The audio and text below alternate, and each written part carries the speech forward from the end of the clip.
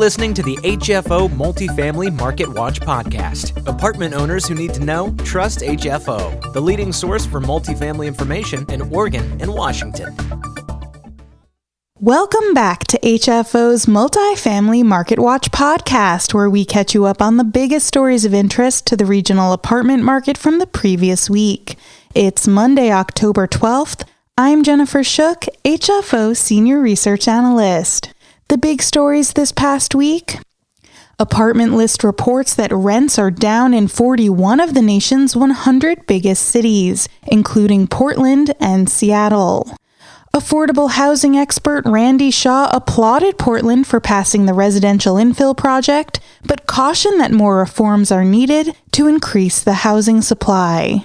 The National Council of State Housing Agencies estimates that renters across the U.S. will owe a combined total of $34 billion in back rent by January 2021.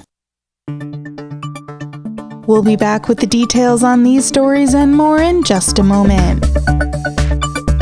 HFO's podcasts are co-sponsored by AMF Capital, the real estate law firm of Baljanik LLP, the construction firm J.R. Johnson offering restoration and emergency repair work for multifamily properties, and the 1031 tax deferral accommodator, Butler Exchange Group.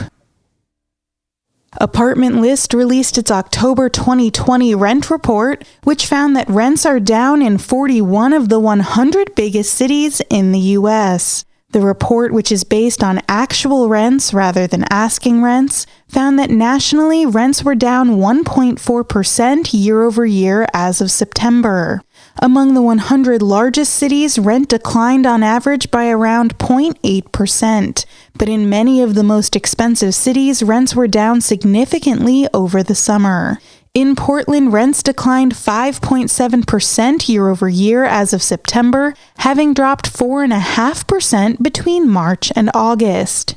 In Seattle, rents were down 8.8% year over year after a decline of 9.9% during the 6 months prior. Seattle saw the third biggest decrease in rents among the largest cities, behind only San Francisco and New York. Portland fell just outside the top 10. But in some of the suburbs and smaller cities near Portland and Seattle, rents continue to climb.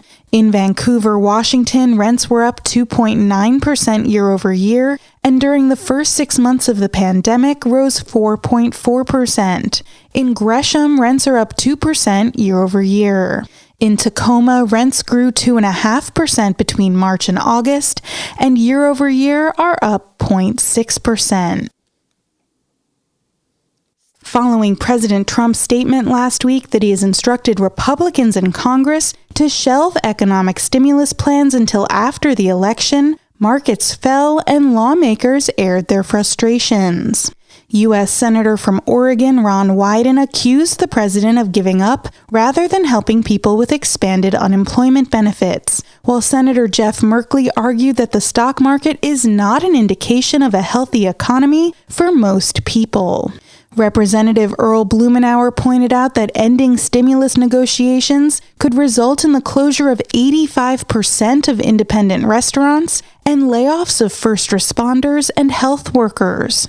Since his initial statement, the president has urged the Senate to pass a standalone bill for another round of $1,200 stimulus checks, while Treasury Secretary Steven Mnuchin is advocating for a standalone relief bill for airlines.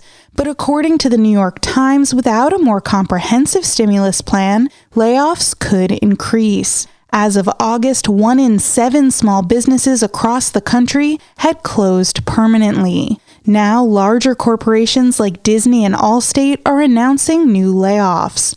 Fed Chairman Jerome Powell stated last Tuesday that a lack of financial support for households and businesses could, quote, lead to a weak recovery, creating unnecessary hardship. He predicts an increase in bankruptcies and more limited wage growth. The week prior to the president's announcement, the U.S. House of Representatives passed a modified version of the HEROES Act, which passed earlier this year but has not gone to the Senate floor for a vote.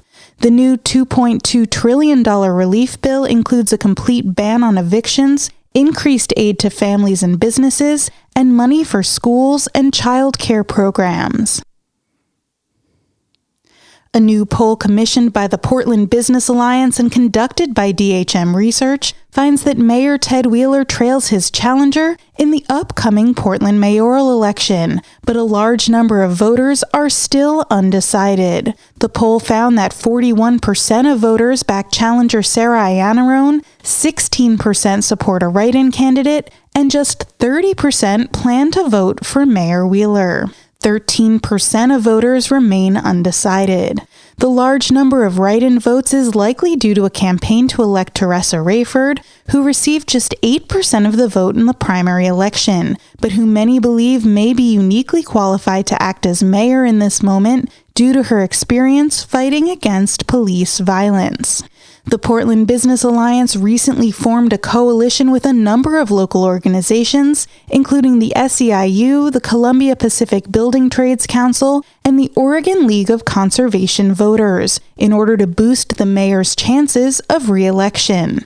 The coalition, called United for Portland, released a video last week claiming that Iannarone tweets too much and has not done enough to denounce violence.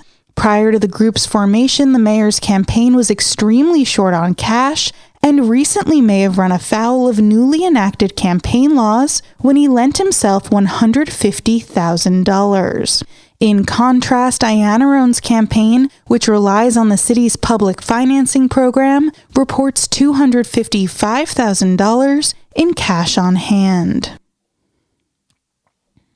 During an online presentation last week, affordable housing expert Randy Shaw praised the Residential Infill project, which was recently passed by the Portland City Council, but cautioned that more work needs to be done to ensure that enough housing is built for the region's growing population. Shaw, the executive director of the Tenderloin Housing Clinic in San Francisco, asked attendees to consider whether the newly allowed units will actually be built and who will build them. In Minneapolis, only a handful of new triplexes have been built since a law allowing them in single-family neighborhoods went into effect in 2019. Shaw believes in addition to the residential infill project, Portland needs to streamline the city's permitting process, restrict the ability of neighborhood groups to challenge new developments, and ensure that developers are not asked to redesign projects that meet city code. According to an Echo Northwest study from 2018, between 2000 and 2016, 0.89 housing units were built for every new household in Oregon, resulting in a shortage that has been driving up housing costs statewide. A bond measure on the November ballot will ask voters to approve raising $1.2 billion for Portland public schools. The bond funds would be used to complete work at Benson Polytechnic High School, fully remodel Jefferson High School, and complete design plans for Cleveland and Wilson High Schools. Initially, PPS had planned to ask for less money in order to tackle the most critical needs at local schools. But the school board believes that more investment is needed to ensure the success of Black students, starting with an overhaul of Jefferson High School, the only majority Black school in Oregon. Multnomah County Commissioner Sushila Jayapal believes that rebuilding Jefferson High, quote, would help create the conditions for moving the needle on the stubborn educational inequities experienced by Black students in the Portland public school system. The bond has been endorsed by groups including Albina Vision Trust, Apano, Brown Hope, the Latino Network, Next Up Oregon, the Oregon Food Bank, and Portland Neighbors Welcome. But PPS has been criticized for its handling of past school revitalization bonds. An audit found that backers of a 2017 school bond understated the anticipated cost of the projects it was intended to fund. But school board member Julia Brim Edwards says the board has asked the Bond Accountability Committee to review the cost estimation process and ensure that the district's methodologies are in line with best practices. The U.S. Commerce Department reports that nationwide construction spending was up 1.4% in August, driven primarily by single-family home construction. In July, spending increased by just 0.7%, and while non-residential construction decreased by 0.3%, mainly due to a decline in spending on new hotels, offices, and shopping centers, residential construction spending was up 3.7%. Apartment construction was down slightly, but spending on single-family home building was up by 5.5%. Government and highway construction also saw small increases in August. Rubila Faruqi, chief U.S. economist at High Frequency Economics, expects residential construction spending to continue to increase in the coming months. The Willamette Week reports that OHSU is asking the Metro Regional Government for an exemption to the proposed transportation tax if it passes in November. The Metro Transportation Measures financing mechanism is a payroll tax for all companies, including nonprofits, but exempts local governments. OHSU was named a public corporation by the Oregon legislature in 1995, which allows it to behave like a private institution while still receiving $65 million per year from the state. Just 2% of the school's budget comes from public funds.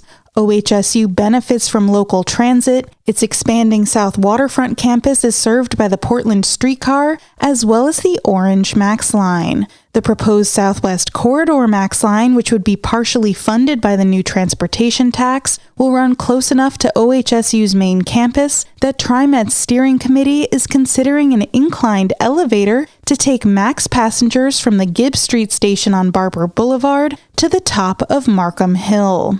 In response to OHSU's request that it be considered a local government for the purpose of the transportation tax, Metro Director of Government Affairs Andy Shaw stated that only state and local governments and businesses with fewer than 25 employees are exempt from the proposed tax. Finally, a new report commissioned by the National Council of State Housing Agencies estimates that renters across the U.S. could owe a combined total of $34 billion in back rent by January 2021. Up to 8.4 million renter households will be at risk of eviction when the federal eviction moratorium is lifted at the end of the year. 71% of the households at risk of eviction make less than $50,000 annually. And while 33 states have created temporary rental assistance programs due to the pandemic, these efforts will not be able to meet the needs of renters, especially without increased federal stimulus for state and local governments. The report comes on the heels of a survey published by the Pew Research Center, which found that a third of low-income adults have struggled to pay rent or mortgage payments during the pandemic. A quarter of all adults nationwide reported difficulties paying their bills, a third are dipping into savings, and a sixth have borrowed money from a friend or family member. In a state-by-state analysis, the National Council of State Housing Agencies report estimates that by January, missed rent payments in Oregon will total between $249 and $378 million, while missed rent payments in Washington could be between $600 and $858 million. Thanks for listening. We'll be back next week with a new edition of Multifamily Marketwatch. Be sure to check out our recent HFO-TV interview with City Council candidate Mingus Maps, who discusses the city's housing issues. HFO-TV videos are on our website, our YouTube channel, and the HFO mobile app. And you can always stay up to date on multifamily news throughout the week by visiting or subscribing to the Northwest Apartment Investor blog. Our entire office specializes in multifamily real estate, making HFO the largest multifamily brokerage in the Pacific Northwest. Your success is our passion. Build your legacy with HFO. Call 503-241-5541 or visit our website at hfore.com for more information.